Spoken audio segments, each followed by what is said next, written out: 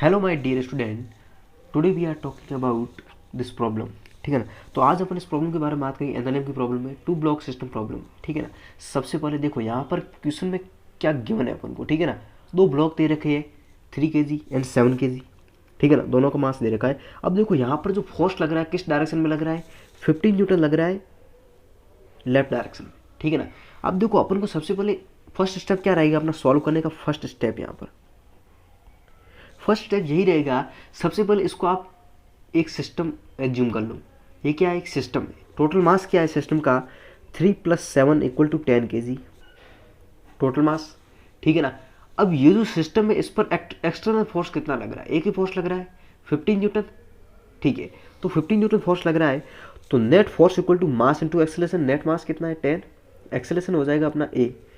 Find करते हैं acceleration ए क्या आएगा। ठीक है ना। तो यहाँ पर देखते हैं ये हो जाएगा अपना ए = 15/10 मीन्स यहाँ पर आ गया ए एक्सेलरेशन 1.5 मीटर/सेकंड स्क्वायर। ये अपन के पास क्या आया, इसका एक्सेलरेशन आ गया पूरे सिस्टम का। ठीक है ना। अब ये सिस्टम का जो एक्सेलरेशन आया, क्या ये दोनों का एक्सेलरेशन सेम रहेगा यहाँ पर।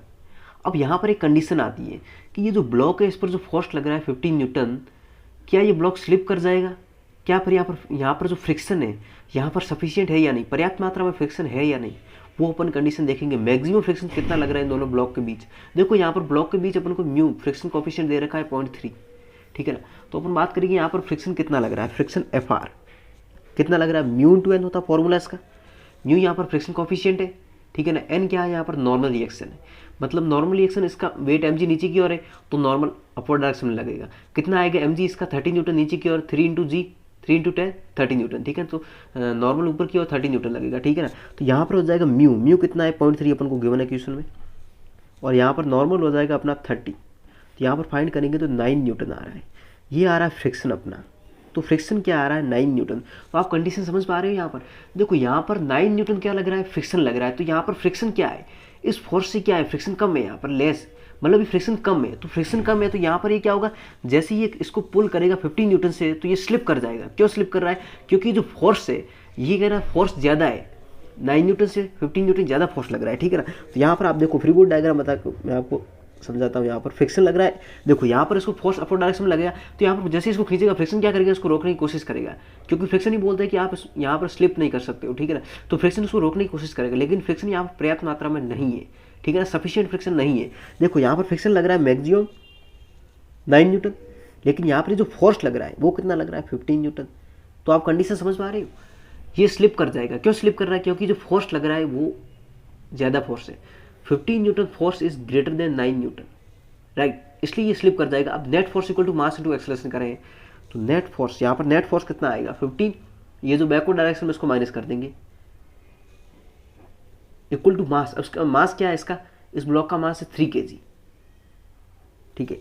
तो equal to mass into acceleration अपन ए डैश मान लेते हैं इसका। ठीक है ना। ए डैश कितना आएगा फाइंड करते हैं अपन। ये हो जाएगा 6 × 3 × ए डैश। ए डैश की वैल्यू आ गई 6/3। ए डैश आ गया अपना यहाँ पर 2 मीटर/सेकंड स्क्वायर, राइट। तो यहाँ पर ए आपको समझ में आया, ये एक्सेलरेशन 2 मीटर/सेकंड स्क्वायर आया। ऐसा क्यों हुआ, क्योंकि यदि यहाँ पर ये ब्लॉक स्लिप नहीं करता ना तो यहाँ पर क्या होता, इन दोनों का एक्सेलरेशन क्या होगा, सेम होता। क्योंकि यदि ये टुगेदर दोनों साथ साथ यहाँ पर मूव करते। ठीक है ना। लेकिन यहाँ पर स्लिप की कंडीशन आ गई, क्योंकि ये जो फोर्स है 9 न्यूटन से ज़्यादा लग रहा है, क्योंकि फ्रिक्शन से ज़्यादा लग रहा है ये फोर्स। तो ये जैसे इसको खींचेगा एकदम क्या होगा, ये स्लिप हो जाएगा। क्यों हो रहा है स्लिप यहाँ, क्योंकि फ्रिक्शन यहाँ पर 9 न्यूटन। यदि यहाँ पर फ्रिक्शन अपन के क्या लगता 15 न्यूटन से ज़्यादा होता ना तो फ्रिक्शन क्या है, दोनों कंडीशन क्या है ना, बैलेंस हो जाती। ठीक है। तो यहाँ पर ये दोनों क्या है, ब्लॉक है ना, टुगेदर साथ साथ जाते। ठीक है ना। दोनों का एक्सेलरेशन क्या होगा 1.5 होता, लेकिन ऐसा नहीं है यहाँ पर, क्योंकि यहाँ पर 9 न्यूटन ही फ्रिक्शन लग रहा है। ठीक है ना। अब देखते हैं अपन 7 kg का क्या होगा। ये जो 7 kg इसका क्या आएगा, एक्सेलरेशन फाइंड करते हैं अपन। इसका फ्री बॉडी डायग्राम बताऊँ तो देखना, फ्री बॉडी डायग्राम इस तरह से आएगा। 7 kg यहाँ पर फ्रिक्शन लेस है, सरफेस फ्रिक्शन लेस है, कोई फ्रिक्शन नहीं लग रहा है यहाँ पर। लेकिन अपर डायरेक्शन में देखो एक्शन का रिएक्शन आएगा। अब इसको मैंने फॉरवर्ड डायरेक्शन में पुल किया तो इसका फ्रिक्शन बैकवर्ड डायरेक्शन में लगा। अब इसका बैकवर्ड डायरेक्शन में तो एक्शन का रिएक्शन क्या आएगा, इस पर जो फॉरवर्ड डायरेक्शन में लगेगा, क्योंकि इसको बैकवर्ड डायरेक्शन में लगेगा तो इसका फॉरवर्ड डायरेक्शन में लगेगा। अब यहाँ पर आप भी बात कर रहा हूँ, ये जो नीचे वाला 7 kg का ब्लॉक है ये मूव किसके कारण कर रहा है, इस पर जो फ्रिक्शन है ना, फ्रिक्शन ही तो इसको मूव करा रहा है आगे की और तो कौन मूव करा रहा है इसको, ठीक है ना, क्योंकि नीचे तो फ्रिक्शन लेस है सरफेस, ठीक है, तो इसको मूव करा रहा है फॉरवर्ड डायरेक्शन में, फ्रिक्शन करवा रहा है, तो फ्रिक्शन यहाँ पर लगेगा Fr, और इसका नीचे को यहाँ पर कोई फ्रिक्शन नहीं है, तो यहाँ पर फ्रिक्शन कितना है आपके पास 9 न्यूटन मैक्सिमम, तो फ्रिक्शन इक्वल टू हो जाएगा mass into acceleration A double dash, ठीक है ना। अब यहाँ पर फ्रिक्शन कितना लग रहा है 9 न्यूटन इक्वल टू मास, इसका मास क्या है 7 kg, एक्सेलेरेशन क्या है यहाँ पर A double dash upon find करते हैं 7 kg का क्या आ रहा है।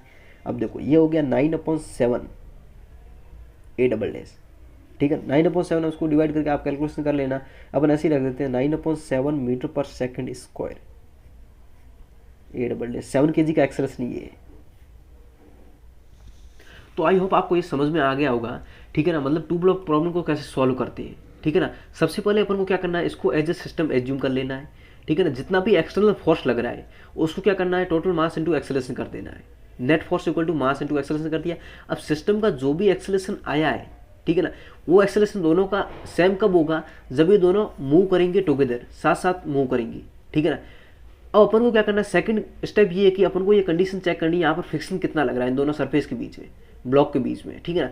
तो फ्रिक्शन कितना लग रहा है, फ्रिक्शन अपने फाइंड कर लिया म्यू इंटू एन, म्यू कितना है 0.3 है, ठीक है ना, और एन, एन यहाँ पर नॉर्मल रिएक्शन आपको पता ही mg नीचे की डाउनवर्ड डायरेक्शन में लगेगा, नॉर्मल कितना लगेगा वापस mg इक्वल आएगा 30 न्यूटन ही आएगा 3g, ठीक है ना। तो यहाँ पर ये कितना होगा, मल्टीप्लाई किया तो 9 न्यूटन, ठीक है ना। अब ये 9 न्यूटन फ्रिक्शन लग रहा है, तो ये जो फोर्स है, अब देखना अपन को फ्रिक्शन, अभी जो फोर्स है ना फ्रिक्शन से ज़्यादा लग रहा है, इसका मतलब ये स्लिप कर गया, ठीक है। तो यहाँ पर अपने फ्लूइड डायग्राम बनाया, ये जो फॉरवर्ड फोर्स है 15 न्यूटन, ये कम है फ्रिक्शन, इसलिए ये मूव यहाँ पर क्या स्लिप कर जाएगा, ठीक है ना।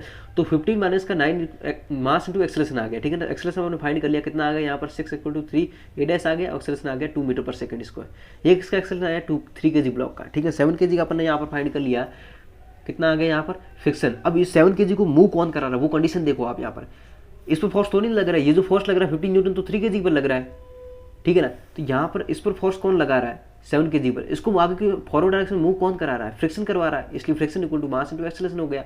एक्सेलरेशन अपने फाइंड किया, फोर्स कितना लग रहा है फ्रिक्शन 9 न्यूटन लग रहा है, ठीक है ना, इक्वल टू मास हो गया 7 kg अपना, एक्सेलरेशन यहाँ से फाइंड कर लिया तो 9/7 आ गया। आई होप आपको ये क्वेश्चन समझ में आ गया होगा, ठीक है। Thank you for watching this video.